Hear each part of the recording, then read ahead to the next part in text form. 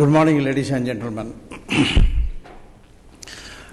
After Dr. Yunus spoke about this tissue engineering and a lot of scientific and engineering works early in the morning, I'll just cover this, some of the basics of these drug delivery systems.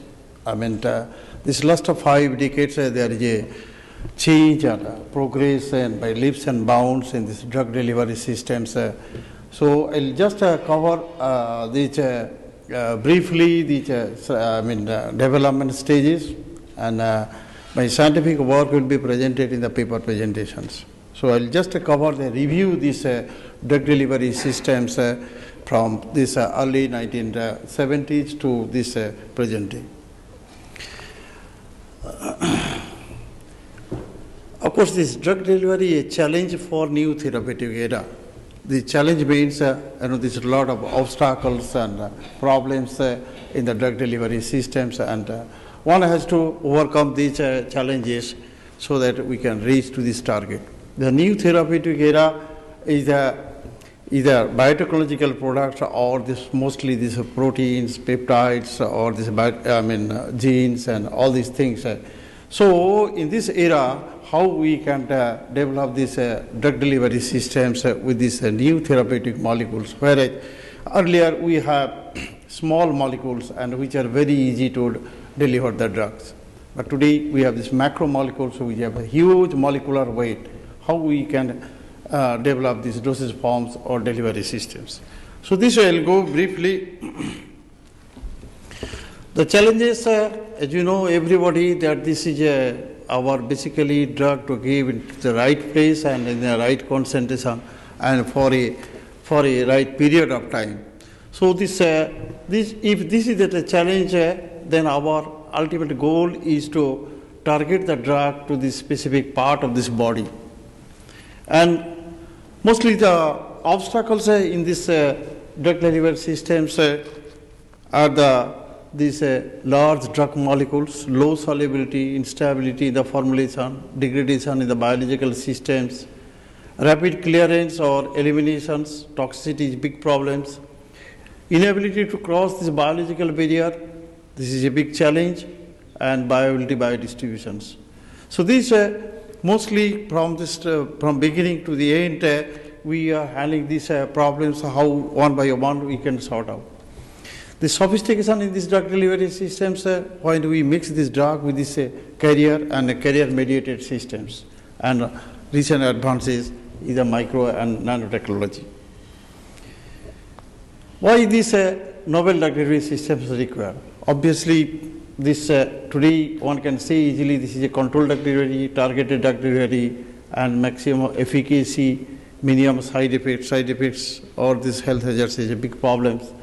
Optimize this drug therapeutic effect or convenience of this dose, this shelf life of the product, patient compliance. These are the common requirement or this development in the novel drug delivery systems. Here, you can see, one can understand that this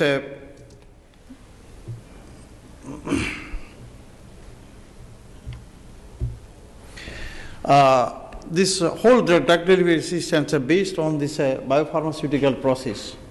You know, in the engine, if it is a main gear is moving or wheel is moving, then these other things also will move.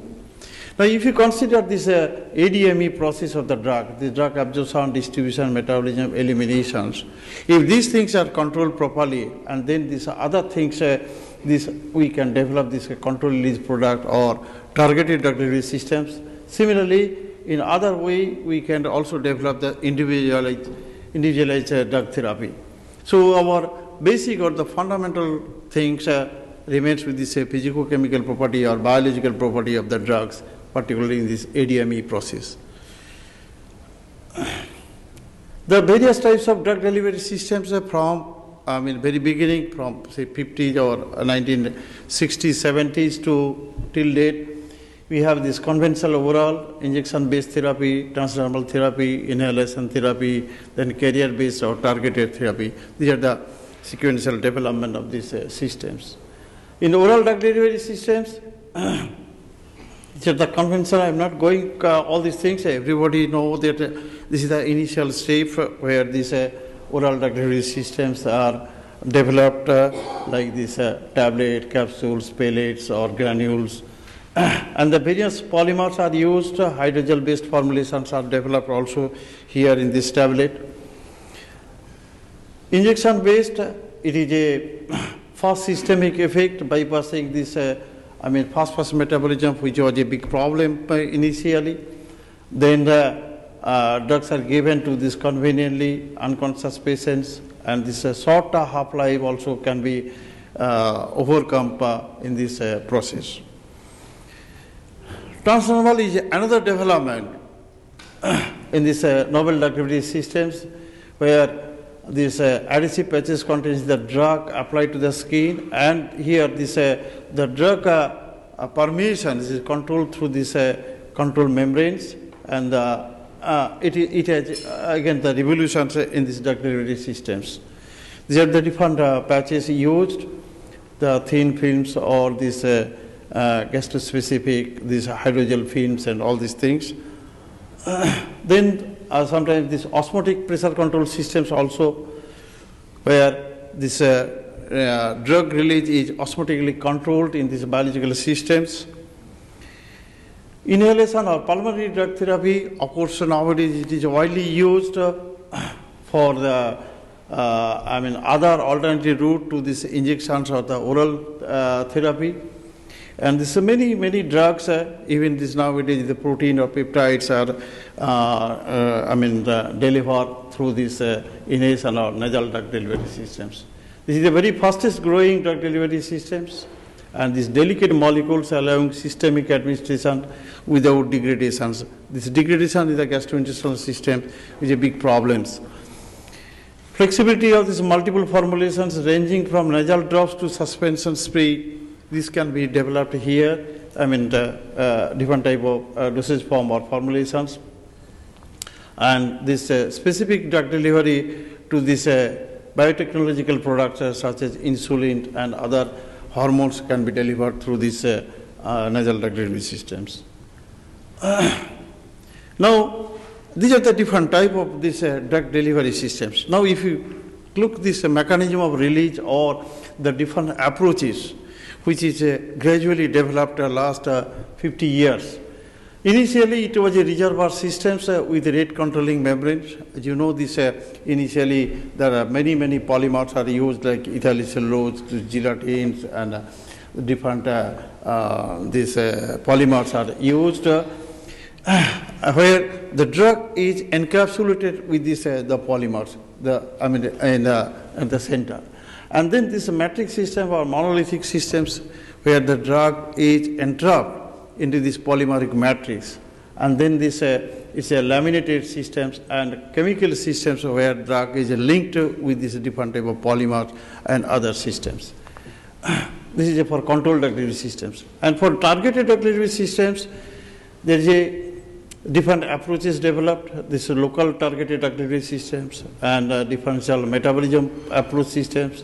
Biological recognition, these are very new, these immunological products and vaccines and all these things, biophysical approaches and the pro-drug systems.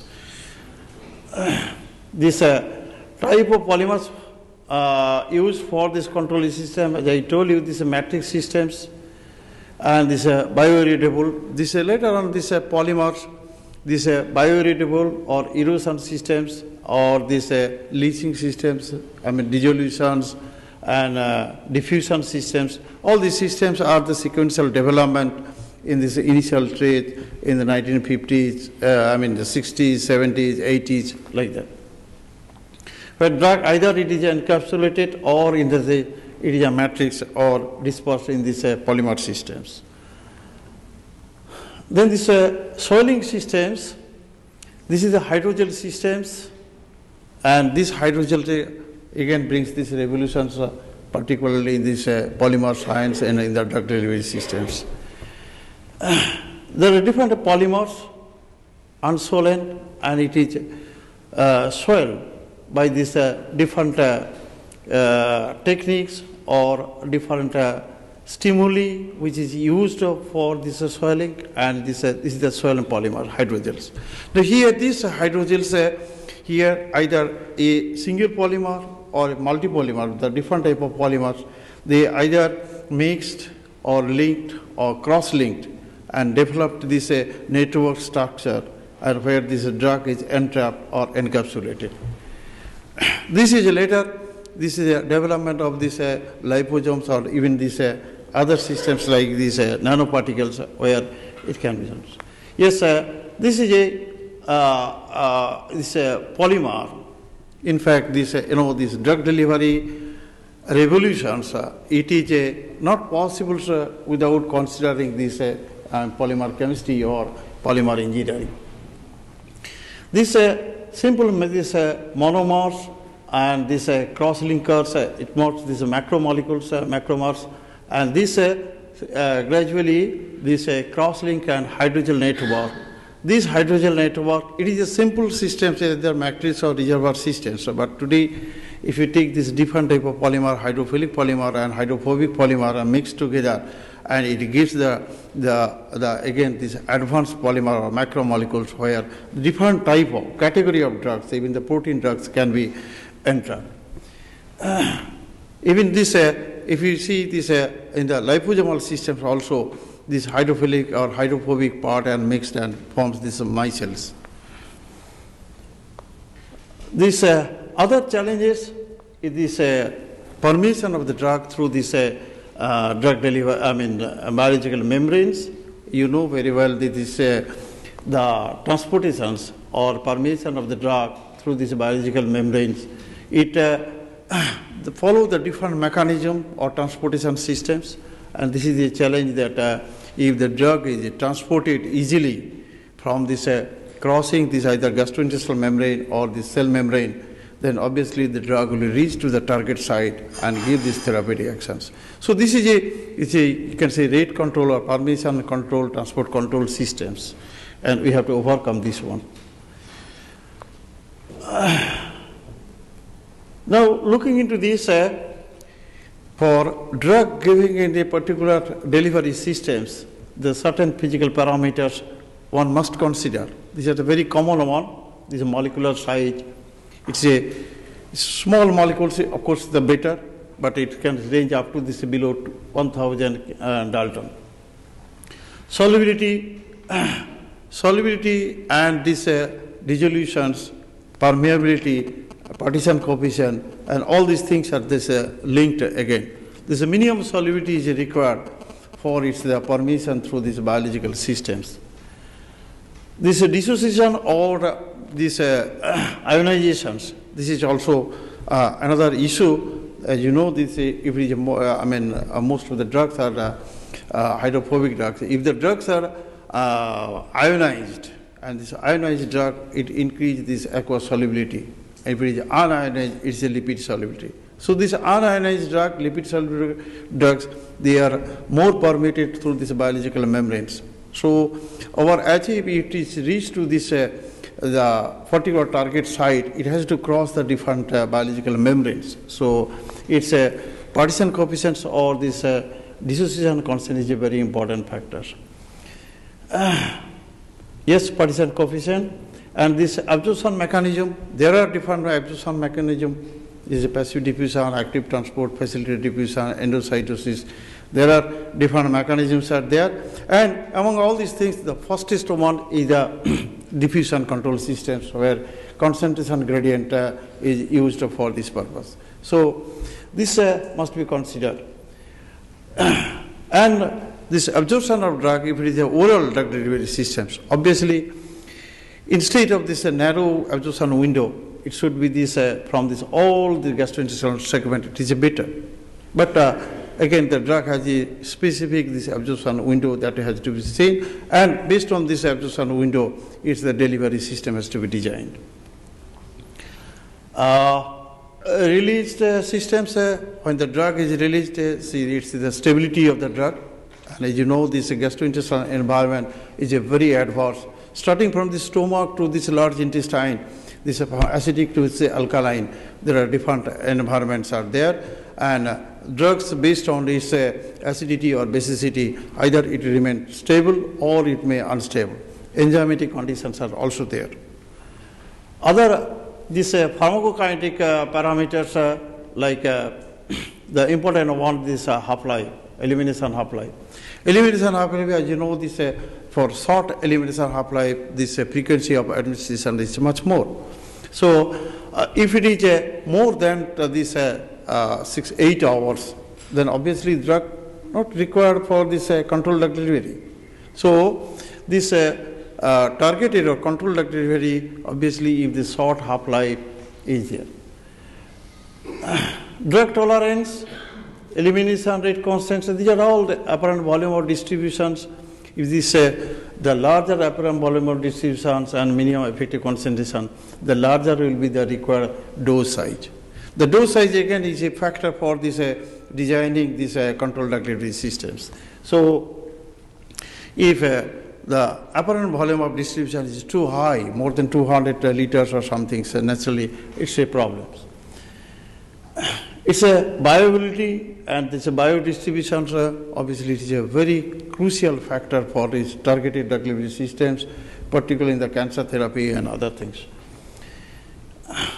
This therapeutic concentration is like average steady state plasma concentrations. This lower average steady state plasma concentration and smaller PD, gives a better therapeutic effect. These toxic concentrations are also considered. So these are the different pharmacokinetic parameters one must consider during the development of new drug delivery or new dosage forms. Well, as I told you, this in the new era we have this carrier-based drug delivery systems, and among these carrier-based drug delivery systems we have this the micelles. Micelles give this a lot of revolutions. As you know, this hydrogels or this micelles of this hydrophilic or lipophilic particles or these carriers, they form these micelles and it entraps this drug. Now through this micellar process, the drugs are targeted or is controlled. Vesicles among this, the liposomes, we'll discuss these details in the liposomal systems, multifunctional dendrimides polymers, this is a very recent one, dendrimers, and these liquid crystals, these nanocapsules, and these nanoparticles, nanospheres, they are all the recent developments. Targeted drug delivery systems today, I think the most challenging one or the biggest problem in this pharmaceutical scientist is the cancer therapy or these targeted drug delivery systems. So there are a lot of challenges on facing in these targeted drug delivery systems to target the drug to a particular this cancer cell, avoiding these all biological systems or other tissue and organs. The new therapeutic area that includes this mostly these protein peptides, vaccines, and these recombinant DNA products or monoclonal antibodies. These monoclonal antibodies, there are a lot of discussion yesterday and today there will be a discussion also. I need to go through it, this monoclonal antibodies, but is a yes, act directly when binding to a cancer-specific antigens and immunological response to these cancer cells. Obviously, if we consider this cancer and monoclonal antibodies, it's very correlated, and there's a lot of work and publications on these systems. Similarly, this how this targeted, antibodies and their targets. This is another challenges for these technologies. This how this the different the target materials and these drugs are combined to these targets and reach to these particular sites. The different antibodies which are used for these different therapeutic purposes, and their models are given here. Yes, there are some vaccines are delivered through these nasal systems. As I told you earlier, this nasal vaccine delivery systems nowadays getting a lot of popularity. Yes, this liposomal drug delivery and these nanoparticles, you can see this nowadays the recent challenges or recent tool of this novel drug delivery systems. The preclinical and clinical liposomal packed drugs exhibit reduced toxicity and enhanced efficiency. This is the most advantageous things in these liposomal drug delivery systems. And due to this altered pharmacokinetic drug accumulations, disease sites, and this reduced distribution, this sensitive tissue target delivery of drugs can be possible through these liposomal systems. As you know, this liposomal system, these phospholipid molecules, and they are oriented in such a way that there is a hydrophobic zone in the core and this hydrophilic zone in the outside, and drugs can be tagged or this entrapped or linked with this outside zones as well as this inside. This is a larger size. Obviously, those who are working on this liposomes very much know this. This application of this liposomal drug delivery systems is very common in this market. You know, the doxorubicin, amphotericins, or pegylated these doxorubicins very commonly used in the breast cancer. Vincristines and many other drugs are given in these drug delivery systems. Yes, in this, active targeting and passive targeting, it is also done by these different techniques. These liposomes, the triggering of these liposomes in these biological systems, when this drug is entrapped in these liposomes, and how it is a trigger and drug is released and enter into these target cells. This is another challenging area in these liposomal systems. Now, these nanoparticle-based drug delivery systems, of course, everybody talking about today these nanoparticles and nanoparticles. This nanotechnology, it has brought a revolution not only in the drug or medicines, in engineering and many other things. There are a lot of discussions yesterday and today also. There are many papers on this. Advantages, they are very common. Everybody knows about it. Its particle size and surface characteristics, which can be manipulated, and these active drugs targeting after parenteral administration can be possible also.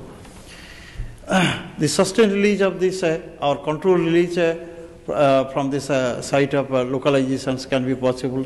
The subsequent clearance of the drug to achieve this increased drug therapeutic efficacy or thus reduction in the side effects, that also can be achieved in this nanoparticle.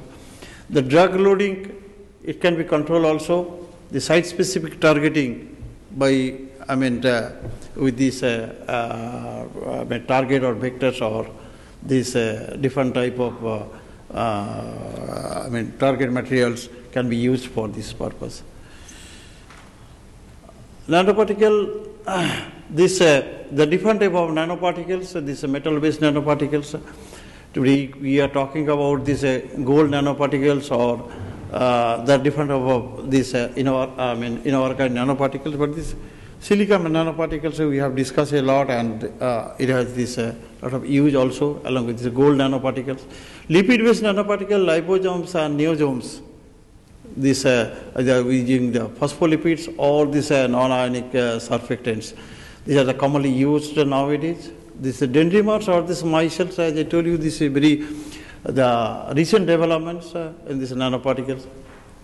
Biological nanoparticles, the different type of proteins are used, like bovine albumins, serum can be used.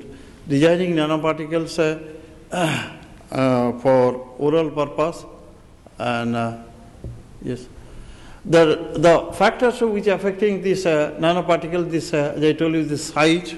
Obviously, it is expected this 100 nanometer size, but in some cases, this 200, 300, up to 500 nanometers isn't expected on. This aqueous solubility and stability is a other factor, surface characteristics, which is studied by this ACM, TEM, and other electron microscopy that we have studied.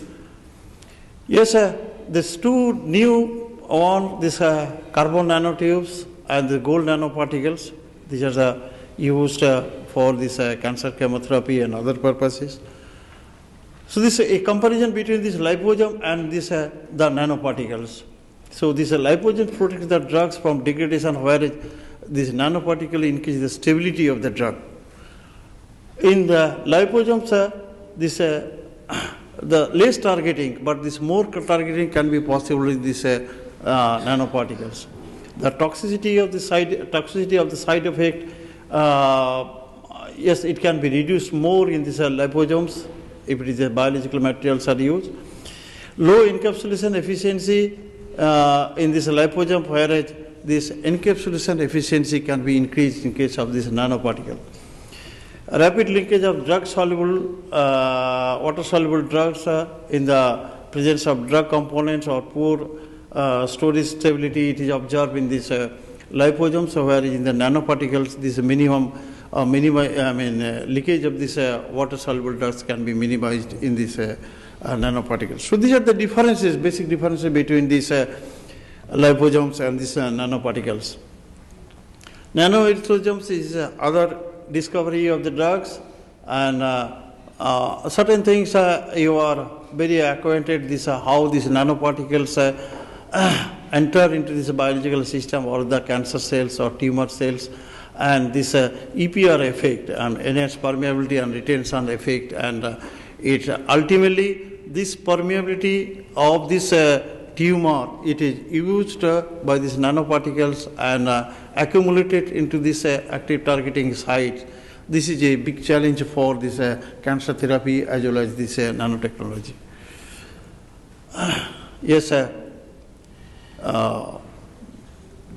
big mass from these blood vessels and how these nanoparticles and it attack these cancer cells, and this accumulated there and ultimately destroy this part. This is a big challenge for this one.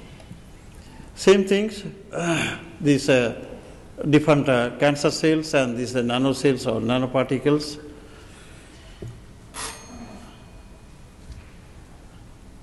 Yes, these challenges I told you already, but some of this gene therapy also in a similar way. Future opportunity, dendrimers, as I told you, and buckyball and dendrimers, these are the very recent developments.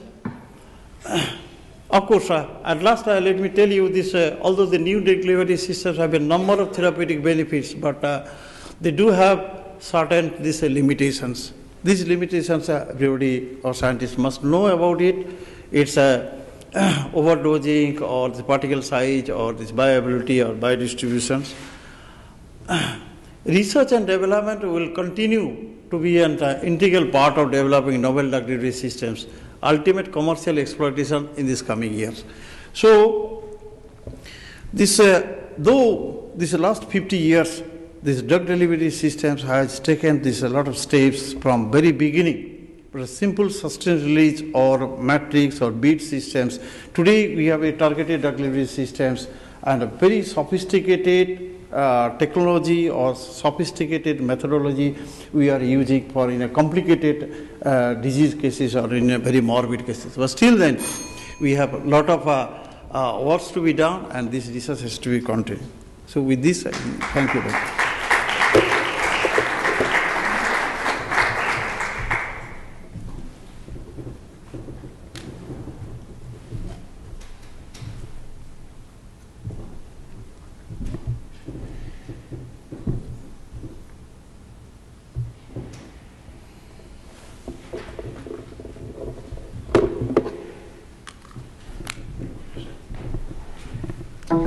Thank you, Professor Barik. I invite here to deliver the keynote certificate to Professor Barik, Yusam Younes from Qatar University. Certificate.